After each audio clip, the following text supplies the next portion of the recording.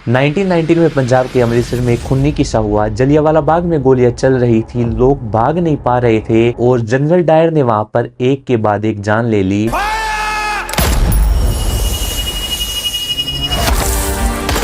अंग्रेजों ने कहा यह डिसिप्लिन था, देश में अंधेरा छाता रहा, सब चुप थे, लेकिन एक आदमी जो सिस्टम के सामने खड़ा हुआ, उसका नाम था सर शंकरन नायर, जिनका अक्षय कुमार के KG2 मूवी में रोल प्ले कर रहे हैं। पर जो उनकी रियल कहानी है वो इससे भी ज्यादा कई पावरफुल है। 1857 में केरला के एक इलाइट नायर फैमिली में उनका जन्म हुआ। ब्रिटिश इंडिया के सबसे ब्रिलियंट स्टूडेंट्स में उन्हें गिना जाने लगा। इसके बाद वो लॉ की पढ़ाई के लिए ऑक्सफोर्ड गए और वहां से वापस आकर बन गए वो एक पावरफुल लॉयर। ब्रिटिश राज ने उनकी इस एबिलिटी को पहचाना और उन्हें बना दिया मद्रास हाई कोर्ट का जज। 1915 तक उनका स्टेचर इतना ज्यादा बढ़ चुका था कि उन्हें वाइसराय एग्जीक्यूटिव काउंसिल का मेंबर बनाया गया, लेकिन उनका असली मिशन था ब्रिटिश एम्पायर के अंदर रहकर उनका सच पूरी दुनिया के सामने लाना। इसके बाद दिन आता है 13 अप्रैल 1919 का, बैसाखी का वहां पर दिन था। शांत भीड़ जमा होती है जलियांवाला बाग में और वहां पर इसके बाद एंट्री होती है जनरल डायर की।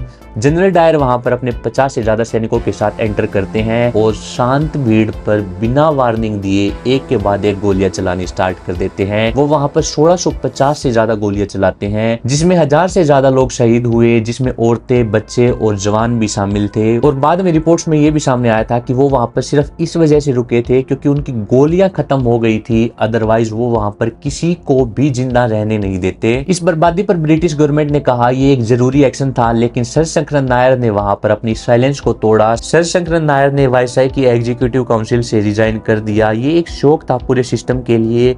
न्यूज़पेपर्स में हेडलाइन छप गई, Indian members quit in protest of mass care. उन्होंने वहां पर कहा मैं ऐसे सिस्टम का हिस्सा नहीं हो सकता जो अपने ही लोगों का खून बहाकर उन्हें गलत साबित करने पर लगी हो। 1922 में शंकरन नायर ने एक किताब लिखी जिसका नाम था गांधी एंड अनार्की, जिसमें उन्होंने सीधा सीधा जनरल डायर को मर्डरर कहा। गुस्सा आया डायर को और उसने शंकरन नायर के खिलाफ यूके की कोर्ट में डिफेमेशन केस फाइल कर दिया, लेकिन उसने ये नहीं सोचा कि ये इंडियन बैरिस्टर कोर्ट में उनकी बैंड बजा देगा। लंदन की कोर्ट में केस चला डायर वर्सेस नायर। एक तरफ ब्रिटिश जनरल जिनके सपोर्ट में पूरा का पूरा अंग्रेज सिस्टम था और दूसरी तरफ एक इंडियन जिसके पास सिर्फ सच, लॉजिक और देशभक्ति थी। शंकरन नायर ने कोर्ट में बताया डायर ने किस तरह लोगों को भागने तक का मौका वहां पर नहीं दिया, किस तरह ब्रिटिश रिपोर्ट में सब कुछ छुपाया गया और किस तरह ये मास्कर एक डिलिबरेट टेरर एक्ट था। ये ट्रायल बना एक ग्लोबल मीडिया सेंसेशन और पूरी दुनिया ने वहां पर ये देखा कि कैसे एक लॉयर ने ब्रिटिश सिस्टम को उसी के रूल से हरा दिया। ब्रिटिश प्रेस ने वहां पर लिखा this is the bravest Indian in the empire. इतना सब कुछ होने के बाद भी जनरल डायर के खिलाफ कोई भी ऐसा एक्शन नहीं लिया गया। जनरल डायर को कोई भी पनिशमेंट वहां पर नहीं दी गई।